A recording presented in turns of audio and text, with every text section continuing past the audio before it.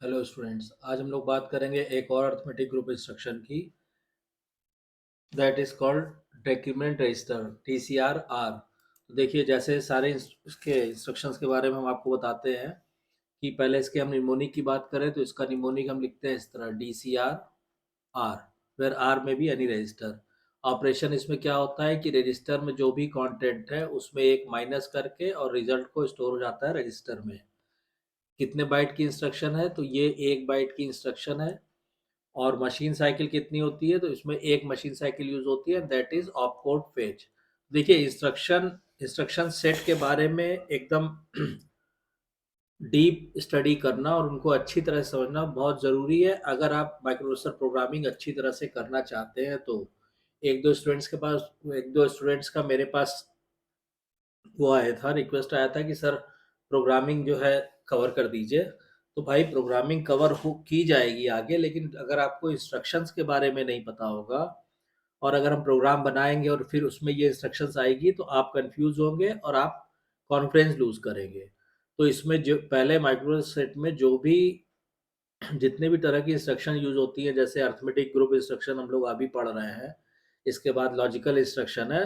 जब तक आपको इंस्ट्रक्शंस के बारे में नहीं पता होगा, आप प्रोग्रामिंग कैसे कर पाएंगे?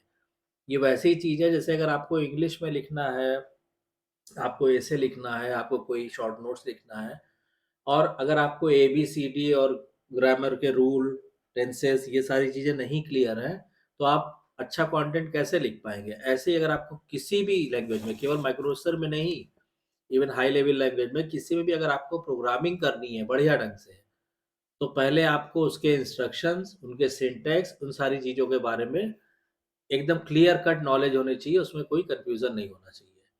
तो अब आ जाइए, अभी कमिंग वीडियोज़ में, नियर फ्यूचर में बहुत जल्दी हम प्रोग्रामिंग भी कवर करेंगे और बहुत स्ट्रॉन्ग, गुड प्रोग्रामिंग स्किल आपकी डेवलप हो जाएगी अगर आप step by step, lecture by lecture follow करते रहेंगे।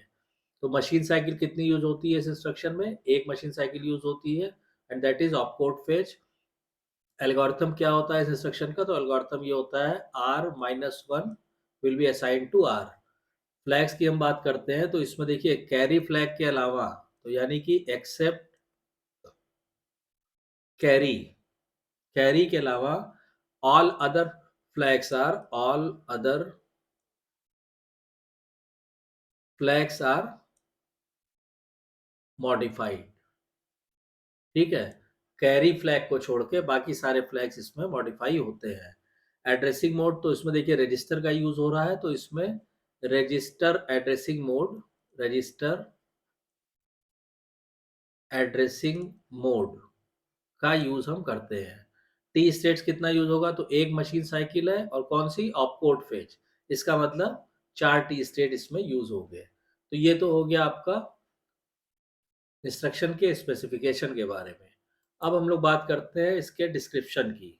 तो डिस्क्रिप्शन का मतलब ये हुआ कि ये इंस्ट्रक्शन क्या करती है। तो उसको हम सबसे पहले देखिए, ये क्या करता है कि this instruction decrements register contents by 1 and the result is stored in the same register. तो इसीलिए इसको DCR इसलिए लिखते हैं, decrement decrement specified specified register by 1। जो भी रजिस्टर इंस्ट्रक्शन में स्पेसिफाई किया गया है उसके कंटेंट को आप एक डिक्रीमेंट कर दो। अब इसमें रजिस्टर जो यूज होते हैं वो आपको जितने भी आपके जनरल पर्पस रजिस्टर 8085 में अवेलेबल है, जैसे आपका ए हो गया, बी हो गया, सी है, डी, ई, एच और एन, इनमें से कोई सा भी रजिस्टर आप यूज कर सकते हैं इस इंस्ट्रक्शन में। अब इस इंस्ट्रक्शन की वर्किंग समझने के लिए आप क्या करेंगे? मान लीजिए हमने एक एग्जांपल लिया, हमने ये लिखा कि DCR और यहाँ हमने लिखा बी। ठीक? तो ये क्या करेगा? ये बी में B-1 कर देगा। अब अगर हम यहाँ पे माने कि let B is equal to, initially B में क्या है? 2F है। और फ्लैग रजिस्टर्स की क्या कंडीशन है? तो फ्लैग रजिस्टर का जो स्टेटस है वो उसी ऑर्डर में जैसे फ्लैग रजिस्टर मेंशन करे रहते हैं। देखिए, 0, 1, फिर ये डोंट केयर हो गया, फिर 0, फिर डोंट केयर हो गया, फिर 0 हो गया, फिर डोंट केयर, फिर 1। ये फ्लैग रजिस्टर की स्टेटस है। अब इसके बाद क्या होगा, इन इनिशियल कंडीशन के साथ and the instruction DCR B is executed, is executed. ठीक, तो अब इसमें क्या होगा कि देखिए बी में क्या है, बी में है 2F और H मतलब हेक्साडेसिमल में। इसमें से माइनस होगा क्या, 1 माइनस हो जाएगा। ठीक, तो रिजल्ट क्या आएगा, रिजल्ट आएगा, और रिजल्ट कहाँ आएगा, बी में ही स्टोर होगा। 2F में से आप 1 घटाएंगे तो ये आ जाएगा 2E। ये आपका रिजल्ट आ गया और ये स्टोर हो जाएगा रजिस्टर बी में। अब रजिस्टर्स की क्या कंडीशन रहेगी बिफोर एग्जीक्यूशन और आफ्टर एग्जीक्यूशन, वो भी हम आपको ड्रॉ करके दिखा देते हैं कि देखिए इसमें क्या होगा कि पहले तो आप फ्लैग्स की जो कंडीशन है, ठीक है, वो आप मेंशन कर लीजिए, और उसके बाद क्या होगा कि हम कंटेंट्स के कंडीशन को मेंशन करेंगे। ठीक है, तो ये हो गया आपका 1 1 1 1, फिर हो गया आपका 0, फिर पैरिटी फ्लैग हो गया 0 और कैरी फ्लैग हो गया 1। ठीक, इनिशियली बी रजिस्टर में क्या है, इनिशियली बी रजिस्टर में है 2F।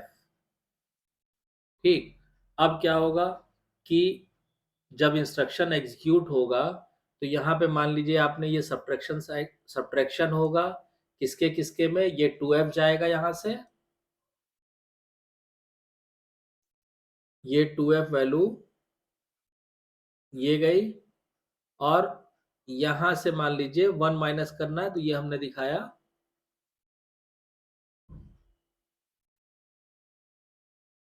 1।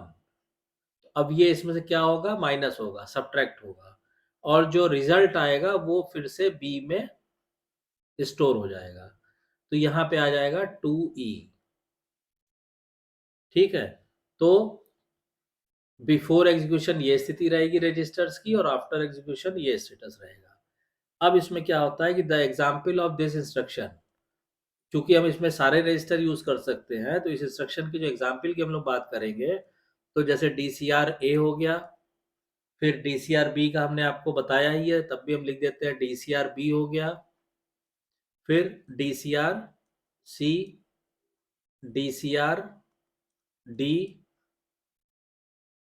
DCRE, DCRH और DCRL। ठीक, यानी 1 2 3 4 5 6 7, ये एग्जाम्पल ऑफ दिस इंस्ट्रक्शन हो गए कि इन रजिस्टर्स में से चाहे आप ए यूज कर सकते हैं, B B C D E H L। तो इस तरह से ये जो डेक्रीमेंट DCR-R रजिस्टर है, ये